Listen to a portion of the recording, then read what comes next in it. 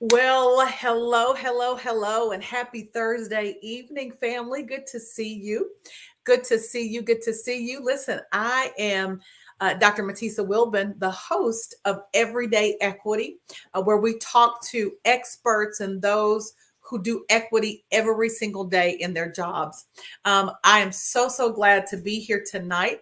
I know that folks are winding down. Maybe you just finished dinner or you're getting dinner. Maybe you just got home from work.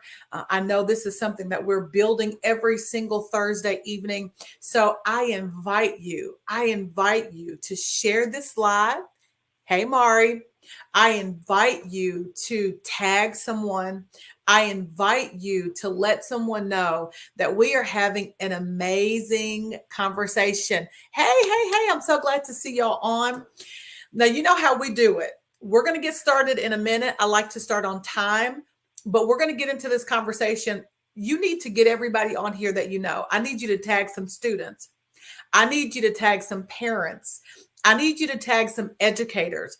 If you know a child, if you're connected to a child, if you're a youth leader, I want you to get on tonight because we are talking all things education and equity. And I'm telling you, this is not something that you want to miss. We're going to be talking about some practical things. We're going to get some common language.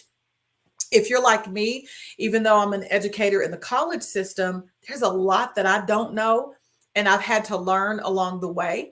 We've got an expert here who is knowledgeable. She knows what she's talking about. In addition to that, though, she's an advocate. So I'm excited about this conversation, but we need to get some more people in the room. So I'm taking my phone. You all know how we do it. I want you to go ahead and tag some people. I want you to share. I want you to get some people on here. You may say, Dr. Matisa, I got something else to do. Well, share it, do what you have to do, and then come right back and join us. All right. I'm going to do that even now. There are so many different people whose groups I'm a part of. So I'm about to share with them. This is something that I am building. So I'm aware. I'm aware that sometimes we start out slow. And then there we go. We start out slow and then we absolutely get going from there. But we're going to get going tonight. So go ahead and share. Go ahead and tag. Go ahead and like. Let's see. I'm sharing it to all of my groups. Equity is a passion of mine. It's something that, particularly right now, I've been focusing on it for a number of years, but this is something near and dear to my heart. I really want to jump into these conversations, and I'm going to tell you why in just a second. So go ahead and share. I am sharing with everybody I know. I know my husband's about to be on. I'm going to ask him to share. If don't nobody else share, my husband's going to share. So I'm going to ask him to share. Make sure that you're on here. Amen. And I say amen, even though this isn't a faith conversation per se, but amen says let it be. So let's say let it be. Hey, Angelina, good to see you on. There's Jarrett. Now, Jarrett is actually a deacon in my church. He is so awesome, and he has invited me to be on his show. But I want to mention him because Jarrett has a lot of followers. If Jarrett shares, folks are going to get on here. So I'm glad that he is on here tonight. And I know that he is sharing with his audience because, again, we have an amazing expert here with us. So let me tell you about everyday equity as you're sharing, as you're tagging, as you're liking. I'm a sociologist by training. I teach at the college level, so I am a professor. But in addition to that, I do diversity, equity, and inclusion strategic planning and training. I've done that for a number of years. I take contracts from folks across the country. So I have clients as far as Maryland, clients in Atlanta, in Tennessee, in Kentucky, all over the place. And one of the things that I've heard throughout my time, there are several things that I've heard as I've been working with these organizations.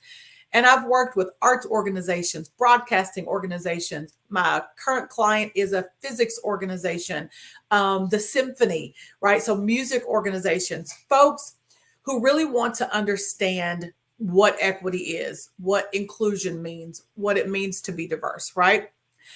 And what I've found over and over again is that people have good intentions, but they don't know how to make impact. That's the first thing.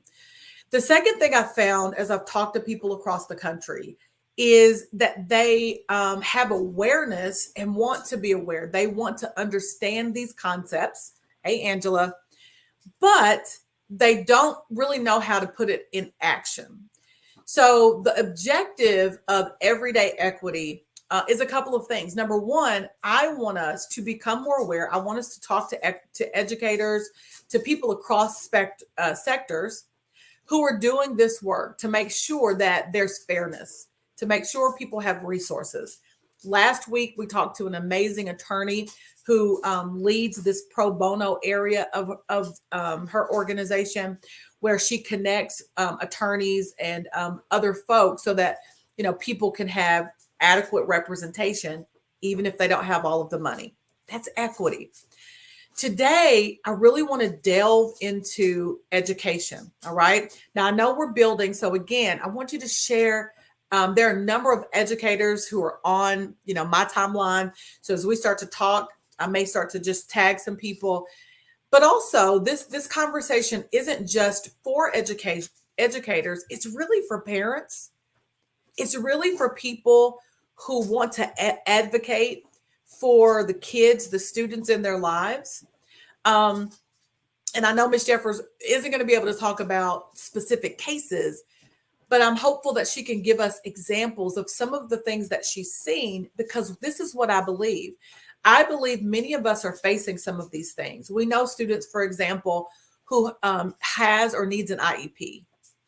We know students who need a 504.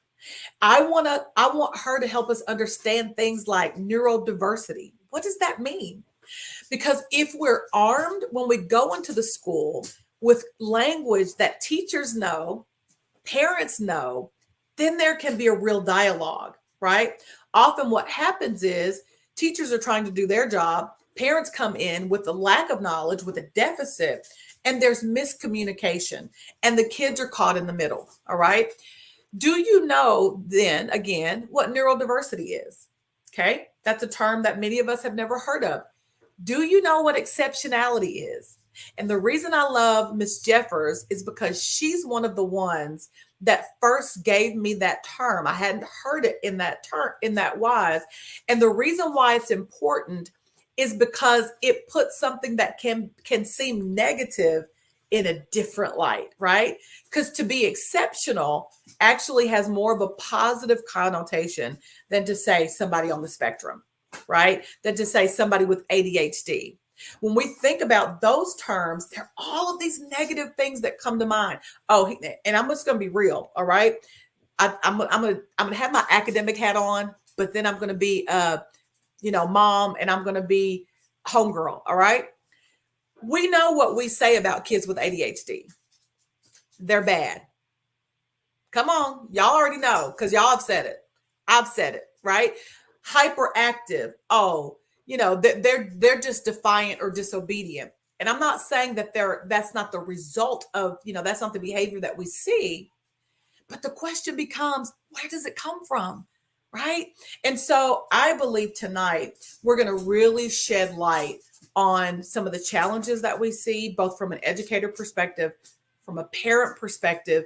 And at the end of the day, we want to benefit our students. So as you're sharing, as you're tagging, as you're liking, I am so honored and thrilled to bring on Miss Janifer Jeffers. Hoping all of our internet works. Hey, lady. Hey, I was just screaming in the background when you just talked.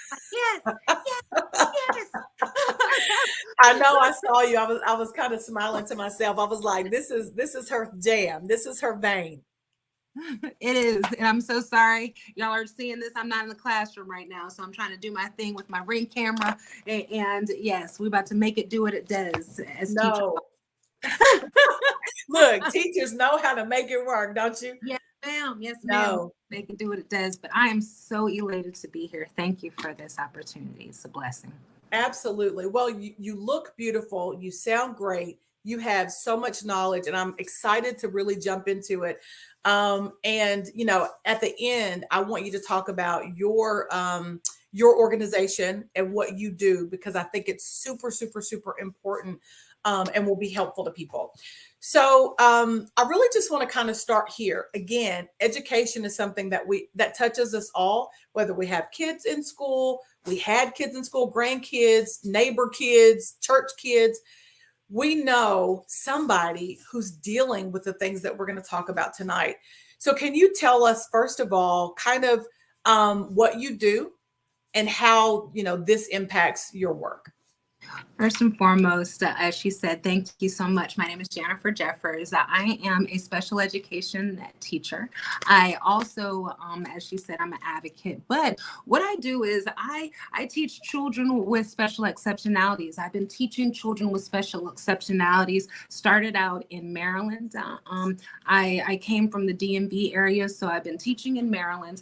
I started out in elementary school, and I was a department chair for special education, got thrown into that, and I was that for 2 years. And while I was doing that, I was also doing a reading program in the DC school system that was after school. Then I transferred to Charles County, Maryland, and I was in a high school for a little over 8 years, and I was a special education teacher for 9th through 12th. But then through the 8 years, it was 9th through 12th, but I ended up the majority 12th grade English. And so with that, I was also a literacy teacher, and I was teaching reading and writing through a leveled literacy intervention program, a RTI program. Then I transferred to Atlanta, and I work in a nice county, and I teach 12th graders, and this is my 9th year teaching 12th grade English. Wow. And it's a resource, and I also teach literacy as well. But due to being in education so long, that's why I decided to start the advocacy. But we won't talk about that right now. But I just wanted to say that due to seeing everything and some of the inequities in school, I decided, you know what, let me be a voice, because I've been told that sometimes we do too much as teachers. We're not social workers. We're just teachers. So just teach, do what you need to do, stick with the politics, and get these kids out, and that's sometimes the mentality. And that's just in education. And I say it's so many injustices. I don't know where to start. So we could. Well, So you're segueing us really well into where I wanted to go next, because I do want to get to that advocacy piece. And I will just say at the outset that it's so admirable that you are an educator, you are a teacher, and you absolutely are empathetic to what you see from that perspective. But you also see what's happening with students and some of the inequities. And I really appreciate that, because sometimes, and I don't like this view. Wait a minute, let me change it back to this one. I think sometimes, at least what I've seen, society kind of pits parents and teachers against each other, right? That it's a fight between the two of us. And I really believe that some of that division really comes from the fact that we don't have common language, that we don't know what you know necessarily, and that we don't even know what we do not know. Right. As an educator myself, when I'm faced with an issue with one of our kids, for example, in school, the first thing I'm doing, I'm Googling, I'm trying to figure it out. I'm reaching out to people, but everybody doesn't have that time, or everybody doesn't think about it that way. So they're going into it blind a lot of times. You're right. And the reason why a lot of parents and teachers tend to clash with the lack of knowledge of the communication is because it's kind of like how the kids say, you're keeping up with the Joneses. Education is always evolving. It's always changing, always adding new methods, always adding new techniques. And it's kind of like, and I have to say this, with COVID, you have before COVID, kind of like before Christ, after Christ, before COVID, after COVID. And you have different types of techniques that and different words that have come out, even just with the autism spectrum. It's no longer linear. We used to think it was a line. That's old school. You know what I mean? So you have to change it's more of a broad, beautiful circle with different colors, because it is a spectrum. It's not a table or linear. So being that testing and education is evolving, unless you're keeping your ears to the news and to the educational streets, how would you know as a parent, unless you're being bought in by the teachers and by the school in order to educate you, but some teachers aren't even educated themselves to teach students with special exceptionalities, because especially after COVID, they're just trying to get quantity teachers as opposed to quality teachers. Wow. And so why you have some teachers who are learning just with the parents, like some of the stuff I could tell you, it's so many injustices, not only for some of our students being set up for failure because of being identified, as opposed to being identified with a special exceptionality as early identification. Some have gone through, and it's not until their 10th or 11th year and they get an IEP, but they've just been pushed through. Yes. And next thing you know, you find out the young man or the young lady was dyslexic. Yes. So they've had to deal, and this is case, I'm talking from experience, and these are cases that you see, but then they wonder why the kid is AWOL or the kid is showing out with ADHD. It's not avoidance. It's because they've never had a simulation of how it feels to be dyslexic, what it looks like into the mind. I've had an experience, and I think it was one of the best experiences I've had as a camp counselor when I was working under the inclusive director in Maryland Parks and Planning. And we had to do a simulation for special for special education, because we had students with special exceptionalities across a whole bunch of campuses in Southern Maryland. But you had the counselors who didn't know about how to deal with students who might have ADHD, who might have dyslexia, or who might have autism. And so we had different simulations where they were able to sit in a camp and be able to sit there and watch something and see the words start to read the words, but then they start to disappear, or be able to sit there and try to watch the program, but then have two people talking in your ear, so you can not necessarily not really pay attention, but see how it is in the mind of somebody who has a special exceptionality. And when I tell you the results and the data from the students, as well as the camp counselors, like, dang, I didn't know it was like that. Dang, I didn't know it was like that. Like, they became more sensitive and more empathetic because they were in that place. Now, that was during the summertime, okay, during a camp. Not to say and that was in Maryland. Not to say we don't have the resources in Georgia, but right now with the school and education, they're trying to make data. And that data is test scores or certain scores. If you have a high amount of children that have special exceptionalities, and you have a whole bunch of tests that they have to pass, but are catered to their individualized needs, or a special assessment that they can take for their individualized needs, that's still rigorous, but it also is not biased, we would see more success. Yes. I feel.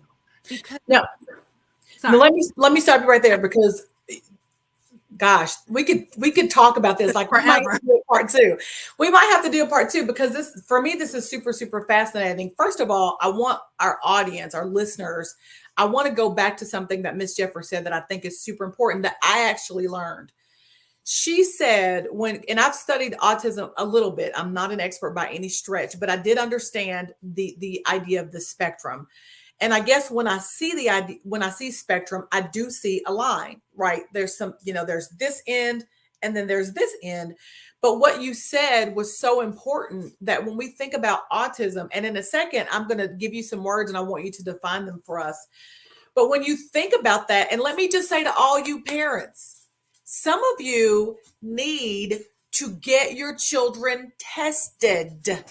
I'm not at all speaking anything over anybody, but I know of kids just based on my limited study, and I'm seeing their behavior. I'm seeing where the deficits are. And in my mind, I'm thinking that parent needs to get that child tested because they need adequate resources, right? Let me just tell you this really quickly. So our son, Deshaun, has ADHD. I've talked about this publicly before. When he was in, I want to say fourth grade, Miss Jeffers, bright in many, many ways, but we could just tell there was hyperactivity and those kinds of things. And I was like, oh no, I'm not claiming that for my son. I'm not, you know how we do, we churchify it. I'm not speaking that over my son. And I get that. We did that for a long time. But his principal called us in and she said, listen, your son is very much like my son.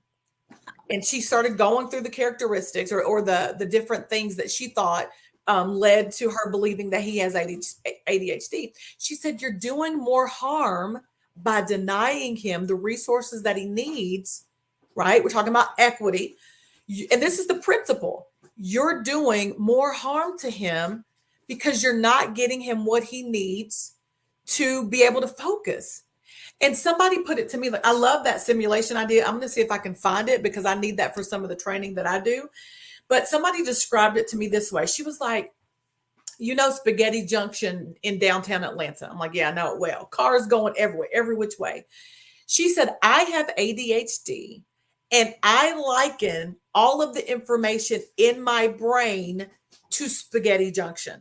So it's you know, somebody speaking this way, it's a word here, it's a bird chirping, it's the light flickering.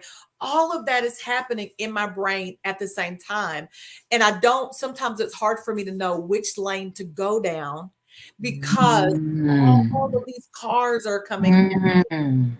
And when she described it that way, because I haven't done a simulation, that at least gave me some sort of picture for what was happening with our son. And we did have him tested. We did end up, getting him on some time-released medication. I'm not ashamed to say that at all. And it did help him with focus.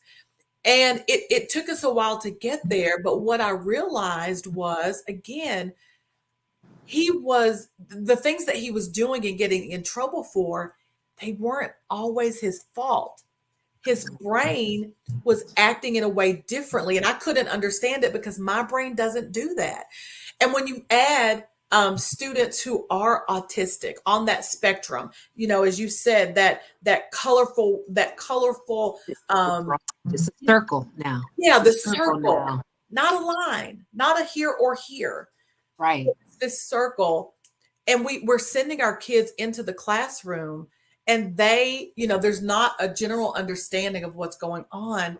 And everybody is suffering for it. They're suffering. The teachers are suffering. The parents are suffering. And a lot of the other kids are suffering. So I want to do this real quick, Ms. Jeffers, because I know you've got a lot to share and I want to give us as much time as possible. Can you please, I'm going to give you a couple of terms. I'm going to ask you to define them.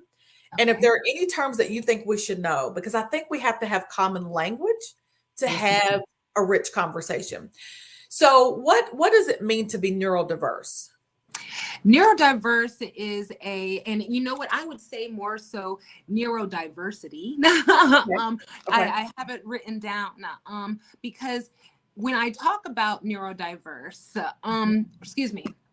I talk more so about neurodivergent children as opposed to saying it could also be a synonym for students with special exceptionalities, but special exceptionalities covers all of the special education disabilities. However, I like neurodivergence because neurodivergent derived from the neurodiversity movement. I believe it was a female, don't quote me, who started this movement, but it started recently. And neurodiversity is a concept that recognizes that all children's brains are different. And not only are they different, but they are also diverse, and they the way they function and the way they process information is not is it might not be like everybody else, but that's why it's neurodiverse, because we have neurological differences, but it's okay. And so usually when you're referring now to children who are autistic children, you could say a neurodivergent child, or if you're talking about ADHD, or you're talking about a dyslexic child, you could talk about, and instead of saying, yes, that child is dyslexic, you know what? I have a neurodivergent child, because my child's neurological process may be different, that does not mean that it's wrong. It does not mean that they need to be ostracized. One word that I want you to add to it is ableism. They do not need to have ableism. One thing, and I'm sorry, I caught myself getting upset for a second. I see it too much. Okay, ableism makes me so angry, because I've seen it in the classroom. I've seen it in schools. I've seen it by administrators. Okay. Can you give us an example of what that might look like? Ableism is, and I'm going to give you the formal definition. Okay. Ableism refers to discrimination against and prejudice towards individuals with special exceptionalities, favoring able-bodied individuals. So if somebody is able to do something, then they get more favoritism than the person who was not able to do it. And so that's where ableism comes from. That's a new term. Okay, let me stop you, Ms. Jeffers, because I want our audience to come with us, because this is so important. So you've given us two things. Number one, when we talk about, excuse me, the way children think, differently, no matter how they think, the term we're going to use is neurodivergent. It destigmatizes, right? That's what I hear you saying, that we're not going to say because one person thinks this way and another person thinks this way, one is better than the other. It's just different. The next thing that I heard you say, and I want you to dig more into this, when I heard ableism before, I started doing this work, I only thought of physical ability. But what you're saying, what I hear you saying is that we privilege, if you will, people who are able to do certain things, whether that's physical or mental. So I don't mean to stop you, but I want to make sure No, you were right. You were so right. And then I'll just give you the formal definition of neurodivergent so everybody can know, because I just want y'all to know formal. Okay. Formal is a term used to describe individuals whose neurological functions differ from what is considered typical or neurotypical. Originally coined from the autism community, the term has expanded to include people with various neurological differences, such as ADHD, dyslexia, dyspraxia, and more.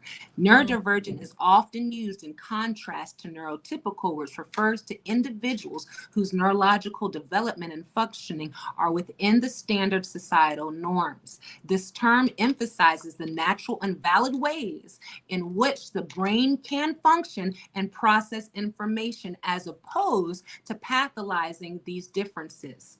Okay. So with that, it's as my amazing Dr. Wilbon said, it's more positive connotative way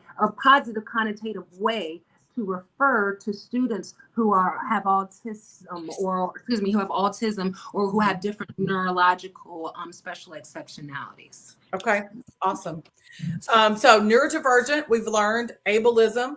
Tell me about, now again, when I met you, that's when I started hearing this word exceptionality. I love it because, again, I think in the same way that you just talked about, it brings a positivity and sort of destigmatizes or takes the negative connotation off of special education, right? It does. Special exceptionality. Can you talk about like when that changed and what that means to you? You know what? I believe I started saying special exceptionality when I started in February, when I opened my, or when I tried to start my advocacy business. The wonderful connections and community that I've met but never seen in person online. and the different parents and the stuff that I've heard in my DM, it not only did it broaden my knowledge of special education, but it made me want to dive a little deeper and like, okay, so what is this neurodiversity? Like, what is this movement? Like, am I a special education advocate, or am I a neurodiverse advocate? Like, what am I doing? So Yes. I'm teaching and she said, so for example, I teach choosing a neurotypical student being a line leader over neurodiverse is a type of bias. If they want, yes, I would say it would be a type of bias, because if they said, I don't want that person to be a line leader because they have some type of special exceptionality. But if they just chose that person over that person, then that's just their preference. But if they're doing it because they think that the person with the neurodivergent exceptionality is not able to do it, then that's the ableism. But I will tell you, sorry. So for example, thinking about what Toya just said about choice, and you tell me if this is true or not. If a teacher decides that little Johnny, they like, who wants to be the line leader? Little Johnny raises his hand. Little Johnny is antsy. Little Johnny doesn't, he doesn't sit still as well because he does have ADHD. Little Johnny might be a little more chatty. If the teacher decides, because it's too much trouble or it's too much to have a little Johnny versus someone that's more, I don't know, more focused and can sit there, would you consider that bias or not necessarily?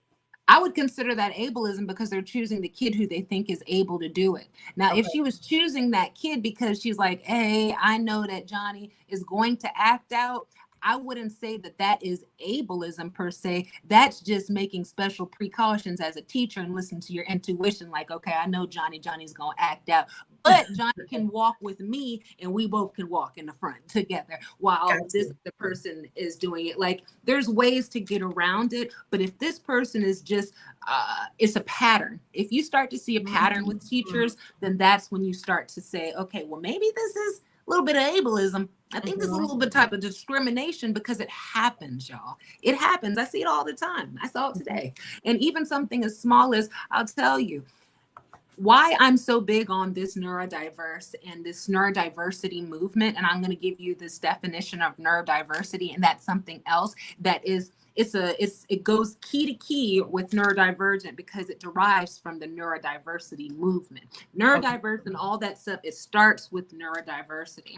And neurodiversity is a concept that recognizes and respects the diverse ways in which brains function and process information. It suggests that neurological differences, such as autism, ADHD, dyslexia, and others, should be viewed in the same way as any other human variation, rather than as defects or disorders that need to be fixed or cured. And I'm just going to say the last part again. These special exceptionalities should be viewed in the same way as any other human variation, rather than as defects or disorders that need to be fixed or cured. Everybody want to try to fix ADHD. Oh, and Sammy keeps on, picking his fingers and running around the room. We're going to have to cure this. No, sirree, Bobby, you need to have better classroom management. You need to have better resources to be able to address those type of individualized needs. A lot of parents be walking around here thinking the school supports them, but they walking around with a cookie cutter IEP, because you have a case manager who has to last minute do an IEP, can't get in contact with the parent because maybe the parent doesn't want to talk to them because they're fed up. And then by the time they do talk to them, if you look at some of these IEPs, you have kids who are tested in elementary school, but now they're in high school. But then you also have kids who keep on getting pushed through, who might be in 9th grade, who failed English in 9th grade. They push them on up to the 10th grade. Next thing you know, fails 10th grade, push them on up to the 11th grade, and wonder why that kid is sitting there looking around, not doing what they're supposed to be doing because they lost in the sauce. but then they hold the kid accountable and they hold the parent accountable and try to make it seem like the parent's not doing their job, but you keep on pushing the kid through and Wow. expecting them to do stuff that they should not be able to, that they should be able to do. But you just gave them an IEP last year. Like, how you expect them? And they just found out that they were dyslexic, or they just found out they were autistic last year. You know what I mean? What happens to that? You know, or you have kids who are sitting in the wrong placement who should be in a inclusive class, but they cold chilling in a general ed class with no supports, just lost in the sauce, sitting in the back. Wow. You know, but then they get held accountable for it, and they have to go back, and then the parents have to buy their do credit recovery and do all this extra money that they probably don't have, or even if they do have it, but to have to rectify stuff when the educational system was the one that failed them in the first place. And let me put, wow, you get me fired up. Listen, I'm sorry, I got angry. Sorry. You are getting me fired up. Let me hold back for a second, okay? Because there's so many things that you said, but one thing that I wanted to point out is what the last thing that you said, you know, in talking about all of these different players, that it really is the system that we need to check, and we need to really look at. And the other thing that you said when you were talking about kids who are behind, they're just getting pushed through, they're still in the classroom, and often they act out. So they're disrupting the classroom because they don't want to just sit there and do nothing, because they don't know how to do it. And now they're throwing the paper up in the front of the classroom, and it doesn't absolve the kid from the behavior, but it is to suggest that the behavior is founded in something. Let's get to the root. And because what I would imagine, this is what I've seen, and you can tell me your experience, that it's mostly our Black and brown kids, particularly boys. Yes, I was just about to say it's our African American young men. Like, I am dealing with, oh my gosh, I have so many cases. I'm just going to say one of the cases that is really true to my, well, actually all of them are true to my heart. There's a young man who was just diagnosed last year for dyslexia. Okay. There was, the mother said she noticed there were signs, but she never was able to get the testing because there were too many complaints from teachers about how he was so disruptive, but nobody decided to test him until it was finally either we're going to expel him or we're going to test him. They finally tested him last year. He still got expelled. Okay. Wow. With that being said, through him being expelled, I think it was a blessing in disguise that I got a chance to meet this young man, and I heard his story and his mother's story. And what really hurt me, and maybe I care too much, it brought me to tears because he was thrown through the system. He's currently being thrown through the system, and he's being set up to fail. And the reason and the receipts that I mean that he's being set up to fail is this boy is 16 years old, about to be 17 years old. He's in 11th grade, but he has failed all of his Englishes. He only has about, I want to say, 10 or 12 credits. Okay. Part of me thinks this is that. I don't even know if it's 10. And trying to get him caught up. And I say caught up because he already, y'all started him out with a 0. You knew how is it that he's taking all these online courses, but yet he has all these special exceptionalities that they just found out. He hasn't even had him for a year. Okay. Hasn't had an IEP for a year. And when I tell you that he's not a bad kid, I'm telling you, he's just a kid that needs some love and structure. And it just hurts my heart, and it's getting me, I'm not going to cry, but it just really made me, it hurt me to my core to hear him and his mother tell me what they had to go through in order to get him an IEP. And the IEP isn't even that fly, if you really ask me.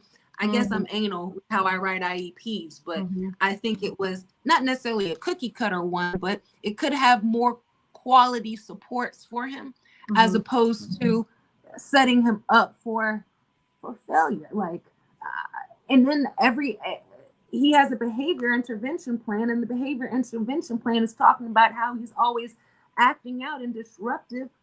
But I mean, you don't even have an accommodation to read for the young man. If he's dyslexic, then why don't you have an accommodation for reading or assistive technology or something to support him? You know what I mean? How you expect them to sit still in an English class and y'all going over American literature, and this young man is dyslexic, and y'all just found that out last year. He failed 2 of his English classes. He really should be in 9th grade English so he could get those basics before you just keep on pushing him forward. Mm-hmm. And like, he's just lost in the sauce. And I see why he acts out. There's no excuse. Mm-hmm. But if you have a system who supports these young boys and these, if you have a system that supports these kids and gets quality teachers or quality administrators, because they talk about, you have people who, yeah, we support the teachers, we're on the front line supporting the teachers, but you have administration who's just there for a check and to get their quotas. They don't care about these kids. They care about what these kids can do to make them look good. Wow. You know, you got to think about it. And then you also have kids who have, COVID has affected our children, especially our children that were not in Florida. Florida didn't have to deal with as much as change as we do because we were out of school for almost 2 years. And so you have these children with special exceptionalities who for 2 years, even if they're dyslexic or have some type of special exceptionality, weren't getting the supports that they needed. And then they got thrown back into school, and they are kids. So of course they want to be social. Of course they're excited to see everybody. Of course they have to work back into getting into the scheme of things, and not to make any excuses for kids, but we have to remember these are kids, yo. These are kids. Right. So it's so many expectations placed on these kids. And I see some of them give up, and some of them have every right to give up, because you have teachers who have gave up themselves too. You know what I mean? Wow. It starts with the top. It starts with the legislators who we pick. It starts with the principals who we're voting in and we're supporting. It starts with those administrators that keep on calling these parents and telling them that their child is disruptive and they need to come pick them up. It starts with the big wigs. Yeah. What are they doing? Because it trickles down. It's kind of like a pyramid. It trickles down. No, you're right. And I wanted to kind of segue. We have about 20 minutes left. So I want to talk about the advocacy piece. And you painted such a beautiful picture. And I love the passion. And I want you all to hear that this is a teacher with the passion for education and students, but understands that there is a broken system. Now, one thing you did just teach me, and let me just say, I don't think nothing good is going on in Florida right now, but you just made me a believer that at least there's one thing happening good in Florida. They didn't have to. I'm not too happy about, what education is doing in Florida and the governor and all that kind of stuff, but that's neither here nor there. There is something good, I guess, that was going on in Florida in that students didn't have to be out of school so long. So I'll thank you for that. Thank you, Lord. I needed that. Yeah, but all because they have to be out so long didn't mean that you had teachers. They still had to deal, unfortunately, with a whole lot of COVID issues and still deaths. Yeah. So not to glorify Florida or anything. We all dealt with a lot with COVID, but I just wanted to shine a light that COVID affected education. And some administrators and some big wigs and legislators just think that, honky dory, just keep on education. But no, it's been a change. And it's okay. But we just have to keep up with the Joneses like we keep up with everything else. No, that's so good. I want to talk about, because this is so big. And again, if you've not shared, I want you to hit that share button. And I want you to tag some parents, because this is going to be an important part of the conversation. It's all been great. I want to talk about the IEP. So for students who do have these exceptionalities, they are neurodivergent. And it's not just autism or ADHD. There are a number of other learning disabilities. I just learned a new term called dysgraphia, which impacts handwriting. So there are students who, you think, oh, they're just, hey, parents, hear me. Because I'm telling you, you're going to get this information. You're going to think about your child, and then you're going to want to go get them tested. You look at your child's handwriting and you think, oh, they're just rushing, or it's just sloppy. And they really have a disorder called dysgraphia, and it impacts their ability to write. And again, I'm not an expert in this. If you want to talk about that, No, you're right. It impacts their fine motor skills in their writing. Yes, you're yeah. correct. And so why is that important? It's important because there's a difference between a student just not paying attention and not writing well, and someone who has dysgraphia and needs resources. It's something in their brain that they need help with. That's what we're talking about. Inequities because they're unaddressed, underlying invisible disabilities, or things that that we don't talk about very often. So I really want, if you would not mind, can you please tell us the difference? Maybe start, I know you're going to spend more time on the IEP. Maybe tell us what a 504 is. Tell us what an IEP is. And then tell us where you think inequities come into play when it comes to this IEP. Because sometimes we think it's a catch-all and it doesn't seem like it's working in the way that it should. Okie dokies. The difference between a 504 plan and an IEP is a couple things. First thing, and I agree with you, Miss Everett. Oh, you are so right. With a 504 plan, all of these are an IEP. Well, let's start with the IEP. IEP is a legal document. Okay, it is a legal document for students with special exceptionalities. So if your child is tested and they come to have a special exceptionality, when you come to the not the reevaluation, the evaluation meeting, and the psychologist and the educator who tested the academics, or if you have speech or anything, then that kid, you guys can decide whether or not they are eligible for an IEP, and that's an individualized educational program. A lot of people say plan. Sometimes online it says plan, but I'm telling you, it's a program, okay? And it's not just a plan, and the reason why I say it's not a plan anymore and it's a program, because school is an odyssey, okay? It is a journey. Okay. And a plan is something we made a lesson plan for today. That is for a day.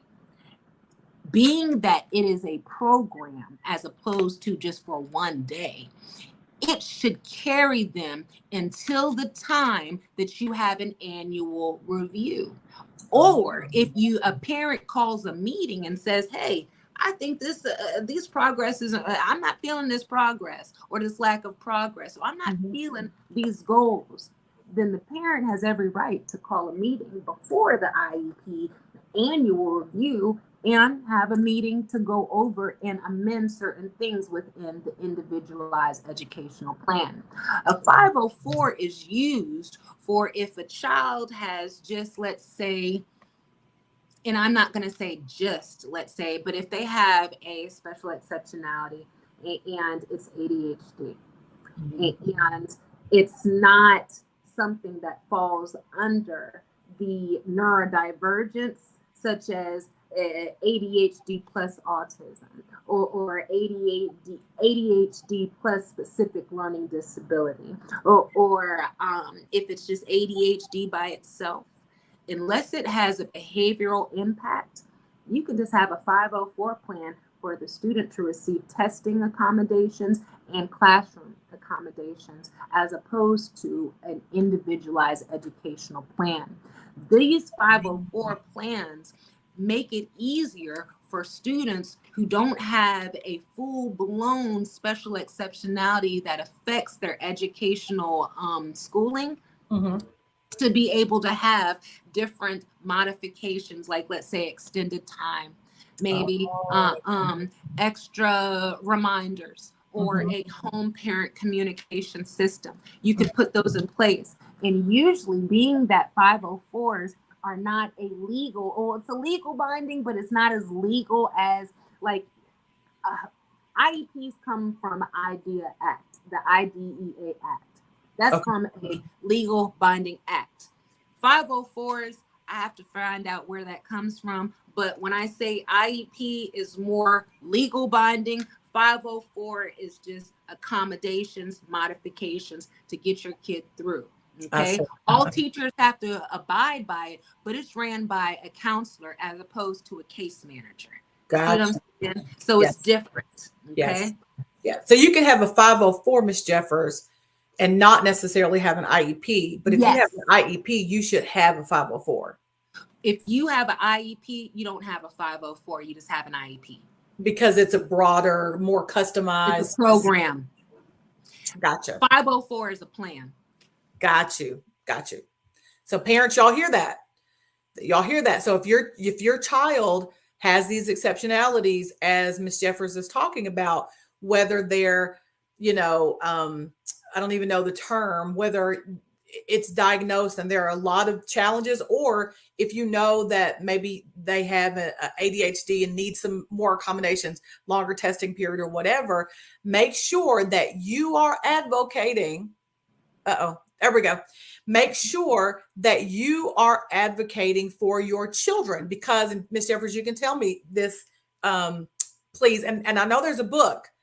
Please talk about that resource, but it's not the teacher's job necessarily. The teacher can recommend these extra things, but the parent has to advocate. Is that correct? Yes, ma'am. Okay. Yes. And one thing is hard sometimes, and I'm just going to empathize with parents with advocating, is because I think it's hard, because if a parent is going into a meeting and you got about 7 people at the table trying to tell you about your child that you know and love, and telling you all the negative stuff about your child, as opposed to, hey, well, I'm noticing that I have this amount of data, and this data is showing me some digression in this area. Where are the receipts sometimes? You have a lot of teachers who just want to talk.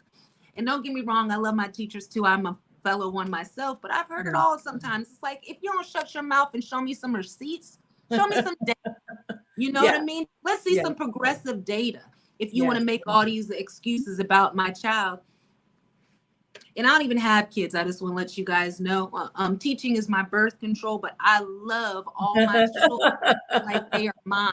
And that's why I'm so passionate, because I love them like they're mine. And if they don't have a voice in the school, then I'm their voice. And I've gotten in trouble a couple times for that.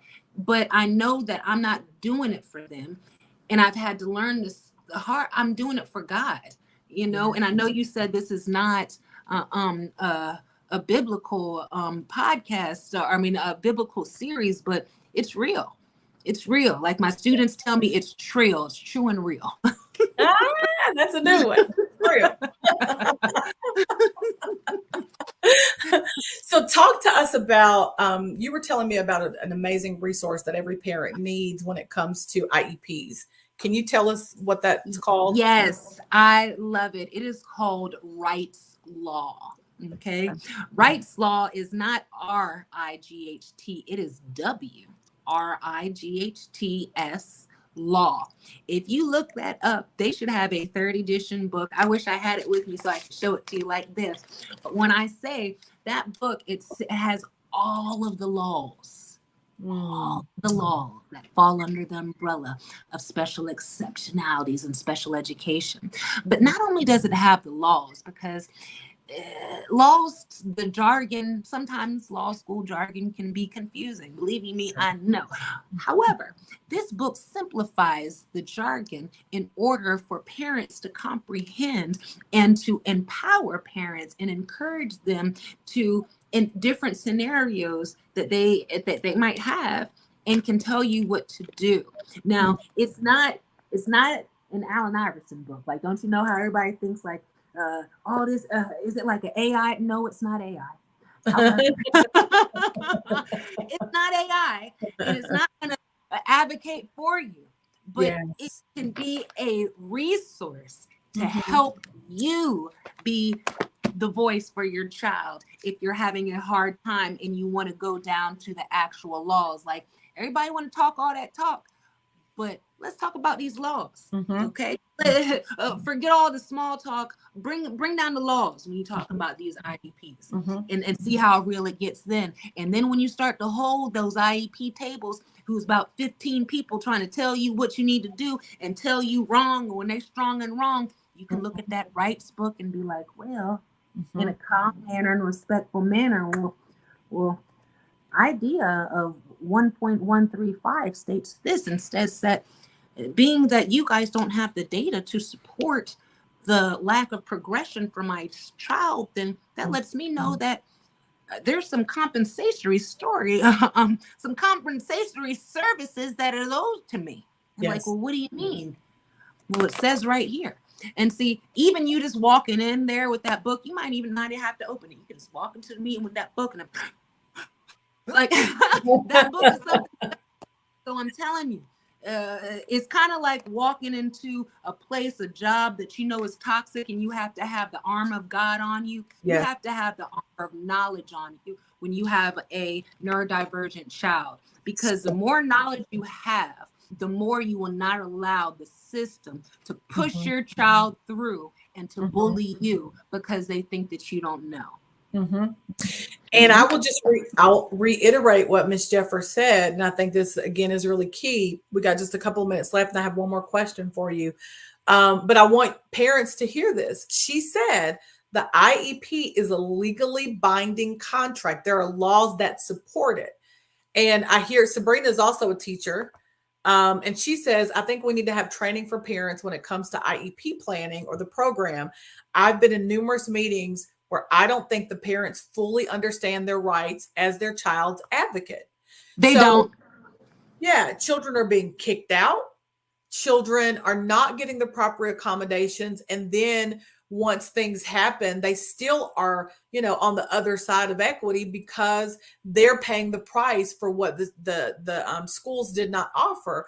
But what I hear you saying with rights law is, as parents you can arm yourself, you can Yes. know the laws, and when you go into these meetings, if it doesn't line up with what you're supposed to be getting for your child, you can know what your rights are, and then there's a conversation based on common knowledge, not one side who want, because there is a push out culture. I mean, I talk about this. There is Mhm. a culture of, we just don't want to deal with you anymore, especially when they get to freshmen, sophomores, the kid that you're talking about. There is this idea, well, it's too late for them, let's just push them on out. And then You're then right. we're wondering why they're the ones, they're going to be the ones working at these nursing homes. They're going to be the ones serving you in these restaurants or not. They're going to be the ones doing these things if they don't have the proper advocacy to help them get through these barriers. And they already have barriers because, the system is not set up for kids, in terms of neurodivergence. So, okay, let me say this one last thing. You're Or so. ask you this one last Oh question. gosh, he said, "Oh, your husband just." Oh, What he did said, he "Oh, say? mental literacy barriers for parents." Don't. Hey, I added on literacy too. Yes, the literacy barrier. Oh, hey, he's right. Tell him, Mr. Wilbon, Dr. Wilbon. No, Preach that's a on good it. point. I say this so often. Lawrence and I are educated. Our son has ADHD. I've been very public about that, and we've definitely had to go to the school for various things. And I've said to him so many times, like, we're educated and we know how to maneuver systems. We don't know all the ins and outs of this, but we know how to maneuver systems. We know how to get questions answers. We have friends who are in these areas, and I'll text somebody, email them, inbox them in a minute. But what if you've got parents who either aren't literate, they don't have the time, right? They don't have the network or the resources outside of the school, and it just becomes this cycle. And I see people on here saying that it begins in middle school. So this is my last question to you, Ms. Jeffers, because our conversation really is about everyday equity. That there are people who are doing this work every day, but it's also to encourage all of us who are watching to say we have a part to play as well. We cannot relegate dealing with these inequities and just give it to certain people. We all have to have a voice. So, what do you think we can do? We being parents, maybe other teachers, just people who are interested. What can we do to help make schools more equitable in this way? I say be more involved. Uh, Okay. um, I wish that parents were invited, for a day in school. Yeah, they have the different curriculum nights and all that stuff, but what about parents just coming up to the school and actually seeing how a day in the life of their child? You know, could they be? Could a teacher who is telling them that their child is doing all of this stuff be able to explain to the parents what a day in the life looks like from the vantage point of the parent's child? So I Mm, sell that to say that to make there's so many things that we could do, but the main thing that I could say is involvement. The more that the school knows who you are and be like, okay, the Wilbons are coming in here, y'all better get your stuff together, you know what I mean? The more they know you, mm, and not from a negative connotation way, yes. the more proactive we are with our advocacy, meaning at the beginning of the school year, making sure each of the teachers know who you are and how to contact you and when to contact you. Mm, Okay. And not just at the last minute or when they're fed up, but yes. proactive advocacy, proactive interventions. Okay. If Mhm. you suspect, if the teacher suspects something that is that could be potential detrimental to a child's education, then they need to start taking data so they can utilize that data to provide evidence to the parent that, hey, there might be an issue. And if there is, then they need to be able to work together collaboratively. And if the parents are known and they know that this person is really about that life, like they don't, there's some parents, if you go into schools and I'm like, hey, don't mess with the Smiths because the Smiths know everything about special education. So you have to do everything right. You have some case managers. Shucks, I used to be one case manager who only would who would hustle through IEPs because I dealt with such a toxic administration that I didn't care. It wasn't until I found out and had to fall on my face and see that I'm not doing it for administration, I'm doing it for God and for these students. Then that's when I was like, wait a minute, something has to change. Like these cookie cutter IEPs aren't helping these kids. This is Mm, not right. I'm not doing the right thing. Like if God looks at me right now, he'd be like, hey, what you doing, girl? You're mm. not supporting my children. You're not supporting my kingdom kids. You supporting whatever that toxicity is. And Wow. and once you figure out, hey, it's not about you, it's not about the toxicity, it's about these kids. Then the focus will be on them, the actions will be on them. And Mhm. even though I can't save the world and the parent can't save the world, the more involved we are, it's kind of like planting seeds in somebody. I know I can't change a heart, but I can plant a seed and then let God do the work. Yeah. Same thing with the education. The more involved we are, we can't change all the education, but we can plant seeds by being more active, more proactive, Mhm. and then let God do the rest. You know what I mean? But Mhm. the more they see you, especially as a diverse parent, the Yes. more they need to know who you are and respect who you are and not just be calling you for a scapegoat and because they want you to pick up your child. Mm, mm, mm, mm. Wow. Well, we're going to end there. Miss Jeffers, thank you. This conversation has been enlightening. It's been just one that I've learned a lot. I know our parents have. There have been a number of comments on here. There are educators on here, but there are a lot of parents as well. And I do believe that we all generally speaking, we want what's best for our children. So thank you so much for your information, your expertise. Now tell us, please, how we can get in contact with us, and then tell us about Get Sassy. Cool beans. You can get in contact. You said how to get in contact with me? With you. Yes, yes, yes. Okay, cool. You can go to follow me on IG. Starting on October 1st, I'll be posting again. I had to take a break because I wanted to content plan and get all of my content so it could be quality and not quantity, like how they do with these teachers, but it's a whole nother story. And it is, I finally have a website up. I'm so excited. It is called www.getsassy.com. And let me tell you guys, it's not sassy. And let me tell you what Get Sassy is from. It was really divine. I'm not going to tell you the story that got to it. I'm just going to tell you what it means. It means get student advocacy support services for inclusive education. And I'm a sassy person. However, it is faith driven. It is a divine. It happened in February of last year due to some injustices that I had that has happened to me as a teacher. And I decided to honor my students, and they taught me a lot about social media. And so I started, and so far it's been a blessing, and I'm hoping that it will be able to take me out the classroom full time. But I just say all of that to say it's just a blessing to be able to be a voice for my, I love my students, boy, I tell you. Yeah.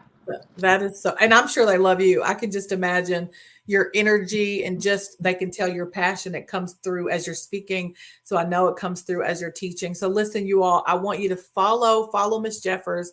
I want you to go to her website. I want you to follow her on Instagram at Get Sassy. If you need an advocate, if you have questions, there are times that I'll have questions. I'll just reach out to Miss Jeffers. She's just has a plethora of information. Get Rights Law, all right, because it's going to really, really help you. Thank you so much, Miss Jeffers. Thank you. You guys are thebomb.com, and I'm just so blessed. So thank you so much. And please feel free, like she said, to reach out. But if you don't want to, she can always text me anytime and I'll respond back. Absolutely. Thank you. Have a good night. Have a great one.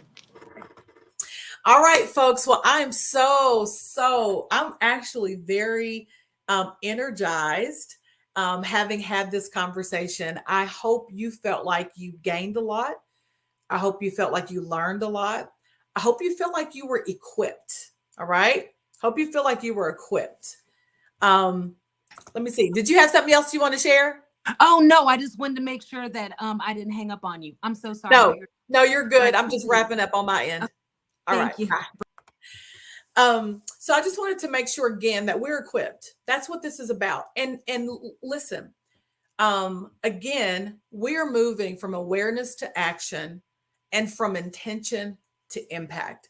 If you listen to this information and don't change your vocabulary when talking about students who are on the spectrum, you didn't get it, right? That it's not linear, that it's circular. That if you don't now start using neurodivergent in your language to talk about how students process information differently, then you didn't get it. You might say, Dr. Matisa, my child is not neurodivergent. You might say they don't have ADHD, or they're not doing, they're doing fine in school. Bravo. Fantastic. I think that is absolutely wonderful. Did you know you could advocate for students who are not yours? If you're on the PTA and you hear conversations, or you know that there are certain causes or things discussed in the school, I want to make sure that you all, those who have been a part of this conversation tonight, are the ones to raise your hand and say, well, what are we doing, right, about XYZ? What are we doing? And not in complaint, right? Because your child is not, neurodivergent, but asking questions that are important for the good of the whole. That's who I want us to be. I want you and I to be armed with information to make a difference, and not to be selfish, right? So that it only positively impacts your children or my children. But I want us to be advocates for the whole. Yes, Sister Bobby, equipped to be an advocate. And I also want us to take away this idea that it is a responsibility that we all should hold because we're all part of the same community. Your child might not be acting out, as I said before, but your classroom that your child is in absolutely matters. And it matters for all of students. And guess what? It's going to matter in society because you're going to need somebody to work in certain positions, perhaps in your company, or take care of you, or be good leaders for your children, or be employees for your children. Y'all get what I'm saying? Everyday equity. We can move the needle to achieve equity or move towards equity every single day. Thank you for hanging out with me. This is the second day that I've done this Facebook Live series, and every single time I get more and more excited. Next week, we're going to be talking about voting rights. We know that it's presidential candidacy season, and that there's going to be voting between, over the next several years, both locally and nationally. So we're going to talk next week about voting rights and inequities as it relates to what's happening within your state. I want to make sure, again, that we're equipped not just to advocate, but to use our voices to amplify the voices of others. You don't have to create an organization like Stacey Abrams, but if you're equipped, I believe we can all make a difference. And maybe you are the one to start an organization. I don't know. I want us to know our rights, and I want us to use them for the good of the whole. I could keep talking all night. Thank you. Thank you for hanging out with me. Come back, same time, same place next week, 8 p.m. Eastern Standard Time. If it's happening and there are inequities, we are going to talk about it. I believe if we use our voice, that we can all make a difference every single day. Thanks. See you later.